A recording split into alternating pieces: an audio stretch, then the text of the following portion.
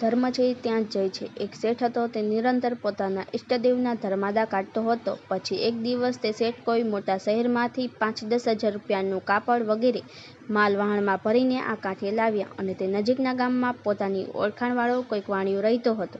શેઠે વિચાર કર્યો, મારું ગામ અહીંથી 5-10 ગાંવ દૂર છે અને આ શેઠ મારા સ્નેહી છે, માટે આ માલ તેને ત્યાં ભલે રહ્યો, કેમ કે તે મારા વિશ્વાસપાત્ર છે. પછી તે વાણિયાને કહ્યું કે આ મારો માલ છે, તું તારે ત્યાં 5 દિવસ સાચવીને રાખજે. વાણિયાએ રાજી થઈને કહ્યું, જે બહુ સારું, તમારે જોઈએ ત્યારે સુખેથી લઈ જજો અને મારું ઘર છે તે તમારું જ ઘર છે. શેઠે પણ કેટલીક દેખરેખમાં પોતાનો માલ સોંપી પોતાને ઘરે ગયા. અહીંયા વાણિયાની મતિ બગડી, તેથી તે શેઠના માલ બીજે ઠેકાણે મૂકી રાત્રે પોતાની દુકાનમાં અગ્નિ લગાડ્યો અને બૂમો પાડવા લાગ્યા, જે દોડો દોડો, મારી દુકાનમાં અગ્નિ થયો ને એકદમ બુગ્યો ઢોલ સાંભળીને માણસો ભેગા થઈ ગયા અને દુકાનને ઓલવી નાખી.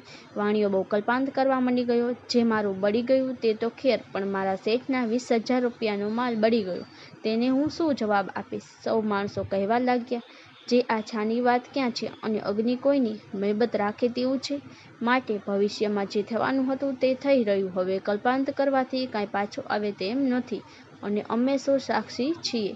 પછી બીજે દિવસે તે વાણિયાએ માણસ મોકલીને તે વાણિયાને તેડાવ્યો.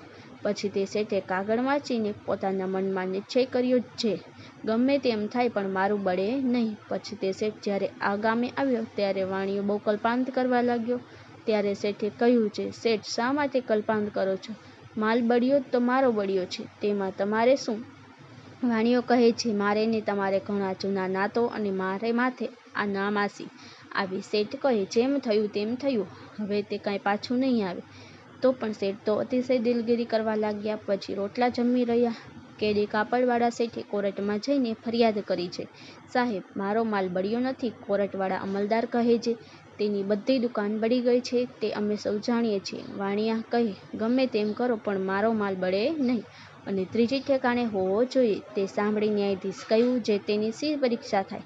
જે તમારો માલ બળ્યો નથી. શેઠ કહે, તેની પાઘડી અને મારી પાઘડીને વળ દઈ તેના કાંકડા કરાવો અને તેને તેલમાં પલાળીને સળગાવવા, અને તેમાંથી જે મારી પાઘડી રહે તો એમ જાણજો, જે મારો માલ છે બળ્યો નથી. પછી સૌએ મળીને તેને ઠરાવ કર્યો, જે શેઠ કહે છે તે સત્ય છે. પછી બેઉની પાઘડીઓ ભેળી કરીને વળ દઈને કાંકડા કરીને અગ્નિમાં સળગાવી. તે વડે પેલા વાણિયાની પાઘડી બળી ગઈ અને કાપડવાળા શેઠની પાઘડી અનામત રહી. તે જોઈને સૌને આશ્ચર્ય થયું, જે આ શું? ત્યારે શેઠે કહ્યું, જે ભાઈઓ સૌ સાંભળો, હું વૈષ્ણવ છું, એટલે રોજનો ધર્માદો સાંજે મારા ઇષ્ટદેવને અર્પણ કરું છું. સાંજ પડે જે રકમ કમાઉં તેમાંથી 10મા ભાગ મારા ઇષ્ટદેવને અર્પણ કરું છું, માટે મારું કોઈ રીતે કાંઈ બળે નહીં.